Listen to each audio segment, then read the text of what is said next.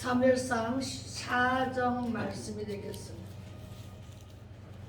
한 절씩 우리 다 같이 교독하겠습니다. 제가 갖고 있는 성경은 구약 성경 414페이지가 되겠습니다. 당일에 에벤 어떤 베냐민 사람이 진영에서 달아나와 자기의 옷을 찢고 자기의 머리에 티끌을 덮어 쓰고 실롯에 이르니라. 그가 이를 때에 엘리가 기껏 자기 의자 앞에 기다리며 그 마음이 여호와의 괴로 인하여 떨릴 즈음이라. 그 사람이 성읍에 들어오며 알림에 온 성읍이 부르짖는지라.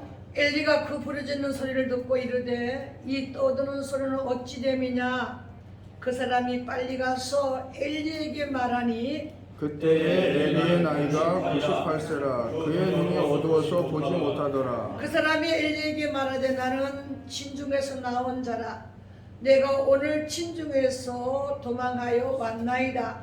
엘리가 이르되 내 아들아 일어나 어떻게 되었느냐. 소식을 전하는 자가 대답하여 이르되 이스라엘이 블레셋 사람들 앞에서 도망하였고 백성 중에는 큰 살기 있었고 당신의 두 아들 홈니와 비느하스도 죽임을 당하였고 하나님의 괴는 빼앗겼나이다. 하나님의 괴를 말할 때 엘리가 자기 의자에서 뒤로 넘어져 문 곁에서 목이 부러져 죽었으니 나이가 많고 비대한 까닭이라. 그가 이스라엘의 사사가 된 지 40년이었더라. 그의 며느리 이현지 비느하스의 비나스 아내가 임신하여 살 때가 가까웠더니 하나님의 괴를 빼앗긴 것과 그의 시아버지와 남편이 죽은 소식을 듣고 갑자기 앞에서 몸을 굽히려 해산하고 죽어갈 때 곁에 서 있던 여인들이 그에게 이르되 두려워하지 말라. 내가 아들을 낳았다 하되 그가 대답하지도 아니하며 간념하지도 아니하고 이르기를 영광이 이스라엘에서 떠났다 하고 아이 이름을 미가봇이라 하였으니 하나님의 괴가 빼앗겼고 그의 시아버지와 남편이 죽었기 때문이며 다 같이 또 이르기를 하나님의 괴를 빼앗겼으므로 영광이 이스라엘에서 떠났다 하였다. 아멘. 오늘 사무엘상 4장을 통해서 여러분과 내가 은혜 받기를 원합니다. 아멘. 우리 이 지구상에는 지구상의 시대는 흐름은 두 가지밖에 없습니다. 두 가지. 세상의 흐름은 두 가지밖에 없어요. 이 시대에는 지금 사무엘상을 읽었던 우리가 봉독했던 사무엘상 4장에 나오는 이 시대는 이카보드의 시대입니다. 아까 이가봇이라는 사람이 나왔죠. 이가봇이 아니라 이카보드예요. 이카보드. 자, 그리고 에벤 하아제르라는 시대. 여러분, 이 카보드와 에벤 하아제르 시대가 두 시대밖에 없습니다. 자, 에벤 하아제르와 이 카보드의 이 두 가지를 오늘 에벤 아제르는 사무엘상 7장에서 나옵니다. 자, 이카봇이라고 기록이 되었지만 히브리어에는 이카보드라고 되어 있습니다. 이름이. 이것이 뭐냐면 이카보드라는 말이 무슨 말이냐 그러면 하나님의 영광을 떠난 이름이에요. 하나님의 영광이 어떻게 해요? 떠난 이름이라 이거예요. 그러니까 이카보드라는 이름은 하나님의 영광이 없어요. 그러면 하나님의 영광이 임재가 어디로 떠나버렸나 이거예요. 하나님의 영광의 임재가 임해야 되는데 어디로 떠나버렸어요. 엘리 시대에 100년 가까이 이 엘리 시대의 사사로 있을 동안에 이스라엘은 하나님의 영광을 돌려본 적이 없어요. 하나님의 영광이 떠나면 저주를 받게 돼요. 그래서 성경은 신약 성경에도 에루살렘에서 예배하고 에루살렘에서 기도하고 찬양하던 사람이 여리고로 나가면 뭐를 만났어요? 강도를 만나잖아요. 이 이카보드 시대는 하나님의 영광이 떠난 시대예요. 그래서 하나님의 영광이 떠나면 이렇게 저주를 받는데, 이 저주가 엘리 제사장에게 임했어요. 엘리가 죽습니다. 그리고 엘리의 그 사무엘상 4장 그 12절 그 전주부터 짧게 보면 엘리의 두 아들의 행위가 나와요. 엘리의 두 아들 흠니와 비느하스가, 근데 이제 전쟁에서 하나님의 궤도 빼앗기고 죽어요.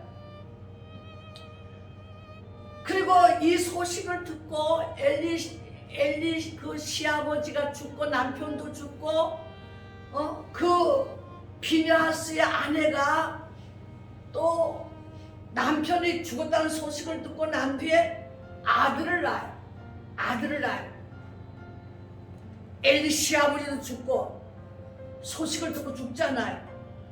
또 이 비느하스의 아내는 자기 남편도 이게 죽었다는 소식을 듣잖아요.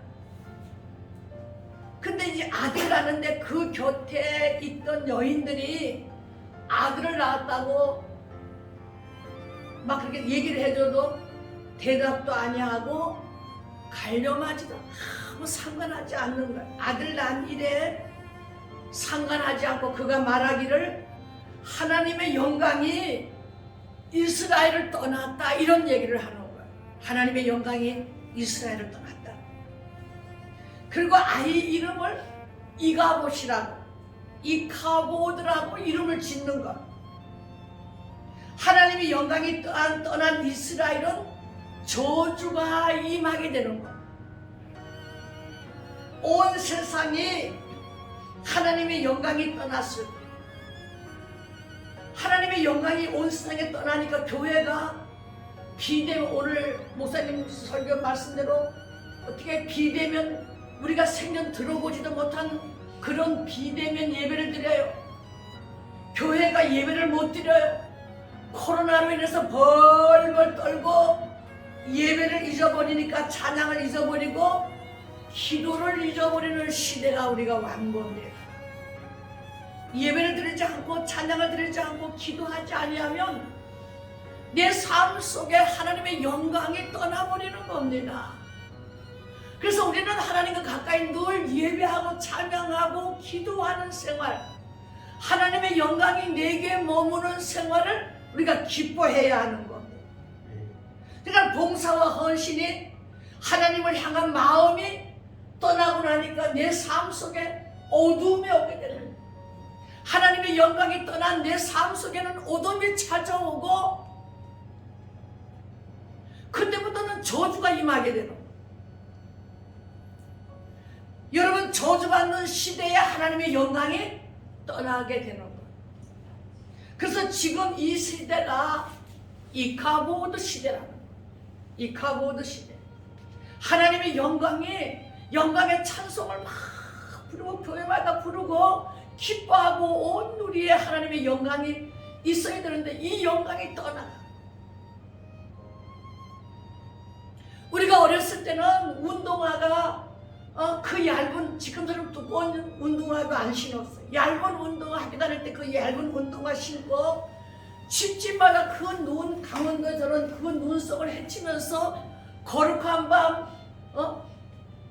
정말 그 맑고 빛난 그 찬양을 부르고 노엘 찬송을 부르고 왕이 나셨다고 온 동네마다 골짜기마다 불을 켜들고 그렇게 하나님의 영광을 알리고 또 하나님의 영광된 그 지역마다 어느 지역이든지 하나님의 영광의 그 빛을 증거하기 위한 많은 증인들의 목소리가 있었지만은 지금은 누집에 가서 문을 두드리고 그죠? 복음 전하지도 못하는 거예요. 이미 하나님의 영광이 이 땅을 떠난 거예요. 지금 이 시대가 그런 거예요. 저주가 임하. 이 카보드의 시대처럼 하나님의 영광이 떠나고 없는, 예배가 찬양이 기도가 헌신이 없는 이 시대인 겁니다. 이런 이 시대를 바로 이카보드 시대라는 거예요. 하나님의 영광이 떠난 시대라고 말하는. 그러면 우리는 어떻게 회복을 해야 되느냐? 우리는 회복해야 되잖아요. 이런 어두운 시대라 할지라도 우리는 회복을 해야 되는 거예요. 무엇을 회복해야 되느냐? 에벤하자로처럼 그런 시대로 회복이 돼야 되는 거예요. 에벤하아제로 시대로 회복이 되는데, 그런 에벤하아제로라는 것은 도움의 돌이다 이 말이에요. 돌인데 도움의 돌이다. 돌을 세웠잖아요. 엘리 시대가 끝나고 그 다음에 어떻게 해요? 사무엘 시대가 오는 거예요. 여러분, 우리가 사무엘상에서 엘리 시대가 끝나잖아요. 그리고 그 다음에 사무엘 시대가 오잖아요. 이 사무엘은 어떻게 자나깨나 기도하고 예배하고 하나님 말씀 중심으로 예배드리고 찬양을 드릴 때 천천만가지 하나님의 축복이 오게 되는 거예요.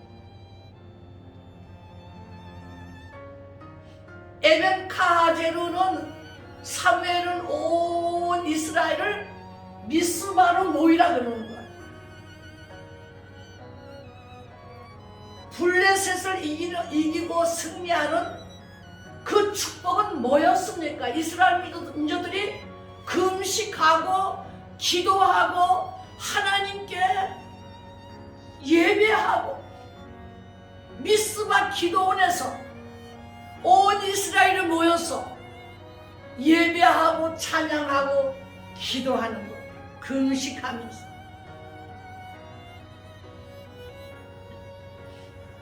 자, 그래서 에벤에셀이라는 것은 에벤카에제로,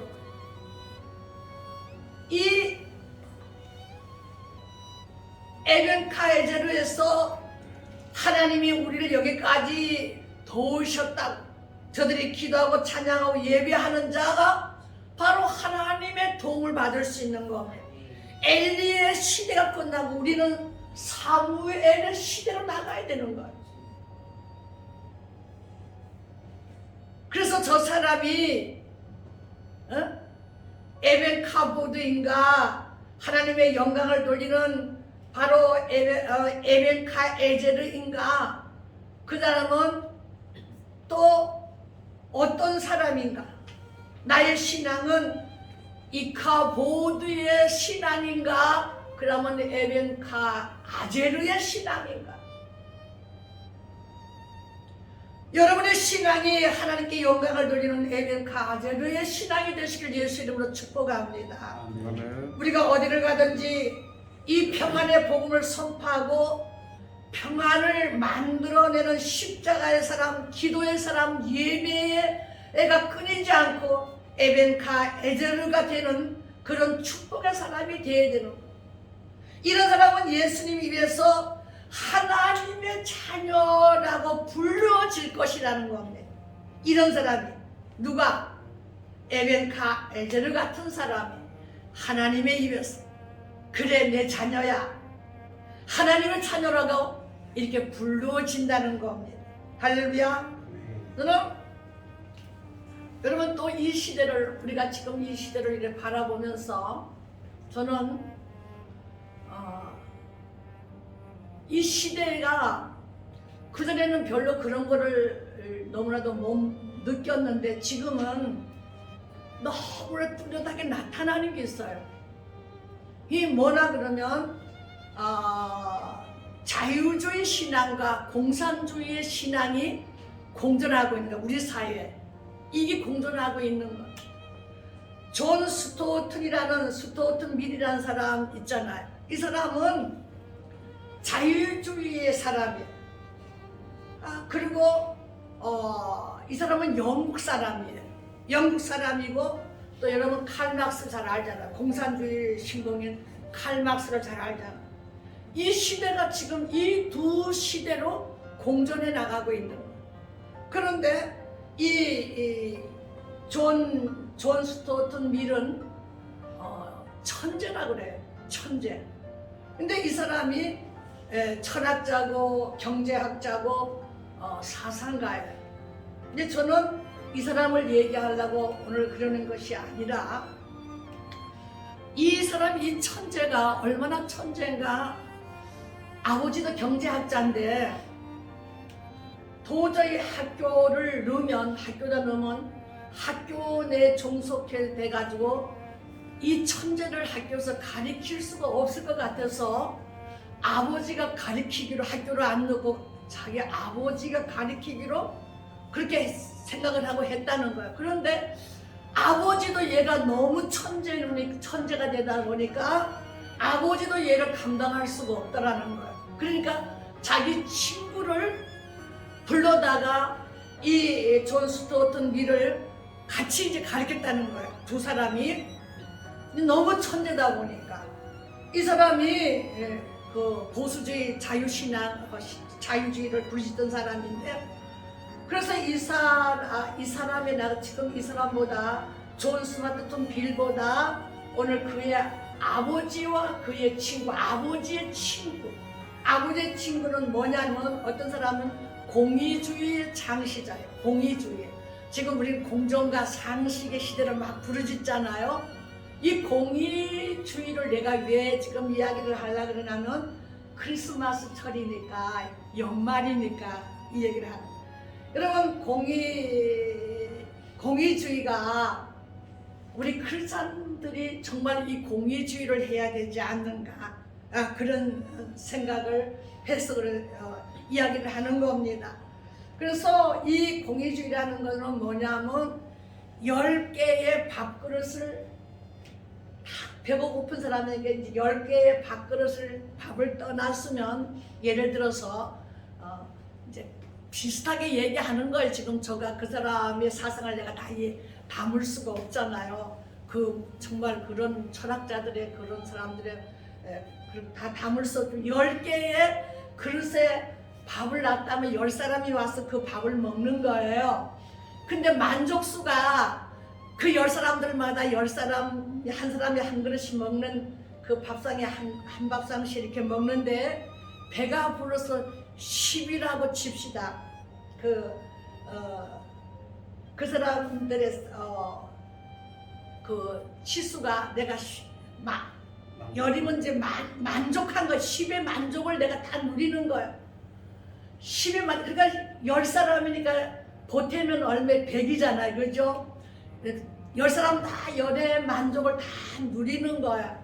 그런데 그 중에 한 사람이나 두 사람이 길을 오다가 정말 배고프고 정말 못 먹어서 너무 배고픈 사람을 만난 거예요. 만나고 이제 와서 자기는 그 똑같이 나눠준 밥그릇에 내가 50을 저 사람한테 그 아까 오다가 만난 사람한테 내가 주고 나면 그 사람의 생명이 보존될 거 아니냐. 그래서 자기 앞에 온 그 밥상의 반을 그 사람에게 거지에게 줬다 이거예요.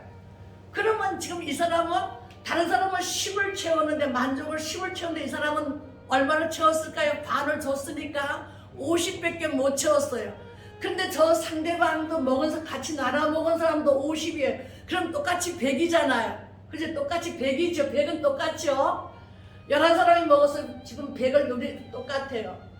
똑같은데 나눠주고 난 사람의 기쁨과 행복은 이 치수가 얼마가 되겠어요? 자기 혼자 배부른 사람은 열의 기쁨만 갖고 있는데 이 사람은 비록 5의 기쁨이고 상대방도 5의 기쁨은 다 100의 기쁨이지만 그러나 행복 지수는 기쁨의 치수는 1000이 됐다는 거예요. 이것이 크리스찬의 사상이 아닌가 해서 제가 여러분에게 나누는 겁니다. 우리 전도사님이 계속 우리 김 지사님이 뭘 샀지? 피자 파티를 했잖아요. 한 사람이 돈을 갖고 있는 사람이 그것을 나누어서 여러 사람들이 기뻐서 같이 나누는 그 행복 지수가 얼마나 크냐 이거예요. 할렐루야. 이게 바로 크리스찬의 행복 지수인 겁니다. 우리는 비록 조금 남보다 덜 가졌어도 우리의 행복 지수는, 우리의 기쁨의 지수는 천도 될 수 있다는 겁니다. 그죠? 여러분 저번에 제가 무라산타투스 니코스에 대해서 말했잖아요. 그죠? 그 사람이 산타투스의 이름이, 그 사람은 자기 가진 거를 그 파산한 가정에 세 딸을 그 고난을 면하게 하고 가정을 다 원만하게 해주기 위해서 세 번의 그 말을 던져준 것이 이제는 그 사람을 통해서 온 세계가 산타크로스가 됐잖아요. 그죠? 산타크로스는 나누는 거잖아요. 우리가 나눔을 해서 우리의 모든 인류가 산타크로스 할아버지를 만남으로 행복 지수가 높고 기쁨의 지수가 높아지는 겁니다.